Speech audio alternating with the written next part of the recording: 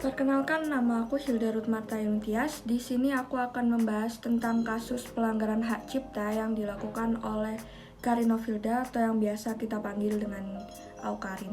Siapa sih di sini yang nggak kenal sama Awkarin? Salah satu influencer yang sangat terkenal di Indonesia.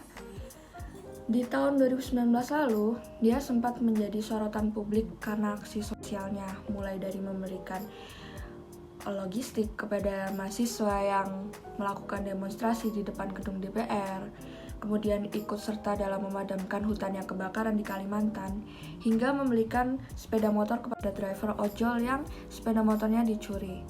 Melihat aksi Karin beberapa waktu belakangan ini membuat warganet salut dan percaya kalau Karin tengah mengubah image-nya menjadi sosok yang positif dengan jiwa sosial yang tinggi. Namun, ternyata Karin kembali tersandung masalah. Ia dituduh plagiat karena beberapa unggahannya di media sosialnya. Masalah semakin ramai kala seorang ilustrator bernama Nadia Rizky ikut memberikan komentar atas masalah ini dan mengaitkannya dengan aksi sosial yang dilakukan Karin. Masalah antara Karin dan Nadia bermula saat Nadia mengatakan ia tidak suka dengan aksi sosial yang dilakukan Karin. Menurut Nadia, percuma saja Karin melakukan aksi sosial kalau ia masih mencuri karya orang lain. Merasa tidak melakukan apa yang dituduhkan Nadia, Karin mencoba mengklarifikasi kapan tepatnya ia melakukan hal tersebut. Atau mungkin saja, Karin melakukan hal itu tanpa sadar.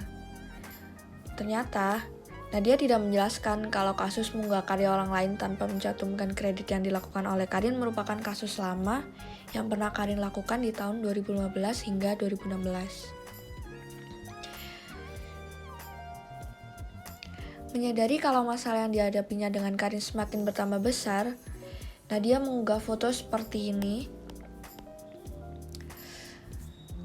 sebagai bentuk klarifikasi darinya. Menurut Nadia, sebagai influencer, Karin bisa menggunakan powernya untuk melakukan hal yang lebih positif. Misalnya dengan mengajak followersnya untuk menghargai karya orang lain dan berhenti mengunggah ulang karya apapun itu tanpa mencantumkan kredit atau sumber.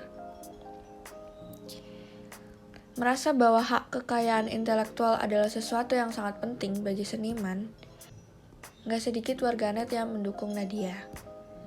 Amazing atau Alexander Tian misalnya. Ia mendukung Nadia karena mahasiswi tersebut berani berpendapat dan mengungkapkan bagaimana seharusnya menghargai sebuah karya dengan mencantumkan pemilik aslinya. Apa sih hak cipta itu? Jadi hak cipta adalah hak eksklusif pencipta yang timbul secara otomatis berdasarkan prinsip deklaratif setelah suatu ciptaan diwujudkan dalam bentuk nyata tanpa mengurangi pembatasan sesuai dengan ketentuan peraturan perundang-undangan. Jadi pemegang hak cipta di sini adalah si Nadia yang memiliki karya yang telah diunggah oleh si Karin Novilda ini. Setelah Karin tahu bahwa apa yang dilakukannya sempat membuat heboh jagat Twitter, Karin memutuskan untuk rehat selama 2 hari dari Twitter. Kemudian Karin melakukan klarifikasi melalui Twitternya sepanjang 25 poin. Ia membuat tweet panjang yang berisikan klarifikasi dan permintaan maafnya kepada semua pihak yang terkait, terutama kepada Nadia. Karin mengakui apa yang ia lakukan dulu adalah salah dan bersedia mengedit unggahannya dengan menambahkan kredit. Ia juga menjelaskan bahwa keputusan Nadia menghapus semua cuitannya adalah murni keinginan sendiri dan bukan paksanya. Karin juga mengucapkan terima kasih kepada semua followersnya telah memberikan masukan dan selalu mengingatkannya saat ia melakukan kesalahan. Berikut adalah karya dari Nadia yang diunggah oleh Karin di media sosialnya. Dari sini kita mengetahui bahwasannya hak kekayaan intelektual atau hak cipta karya seseorang sangatlah penting. Semoga saja dari masalah ini kita belajar untuk bisa menghargai karya orang lain dengan mencantumkan kreditnya dan sama-sama mau berdiskusi terlebih dahulu jika ada masalah.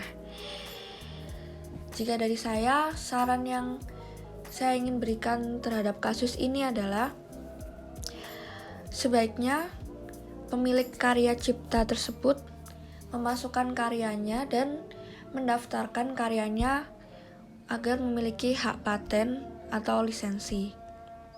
Jadi paten adalah hak eksklusif yang diberikan oleh negara kepada inventor atas hasil invensinya di bidang teknologi untuk jangka waktu tertentu melaksanakan sendiri invensi tersebut atau memberikan persetujuan kepada pihak lain.